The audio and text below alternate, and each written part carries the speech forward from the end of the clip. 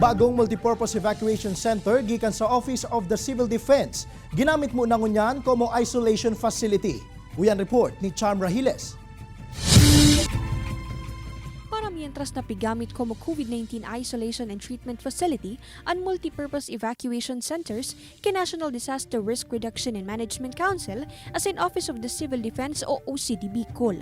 Siring na sana sa banwaanin kamalig sa probinsya nin Albay kung sa inpig set up ang tents kan gobyerno lokal para sa privacy kan mga pasyente. Igwa pang mga piglaag na hospital bed sa evacuation center para sa mga COVID-19 patients na may moderate symptoms. As in may nakaantabay naman na oxygen tanks para sa severe cases. Anlakdang na iniresulta ka napapanoon ng mga hospital sa probinsya huli sa padagos na paglangkaw kan COVID-19 infections. Kasi puno na yung lahat ng isolation facilities namin.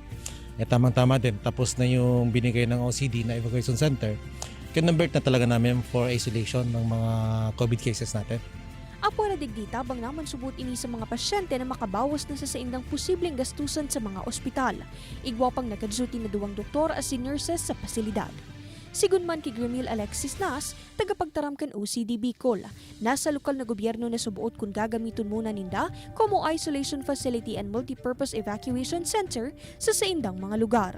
Pwede po itong gamitin mo ng quarantine facility or di kaya temporary treatment and monitoring facility ng ating mga LGUs upang mag-handle ng mga cases due to the recent 2-week surge of COVID-19 cases dito po sa Kabikulan. En kaso man liwat ining gamiton como evacuation center kung magkaigwan nin bagyo, pagirumdum kan OCD si LGUs na i-disinfect nin marhay ang pasilidad antes gamiton kan evacuees. Ini si Charm Rahiles, Balitang Bicolandia.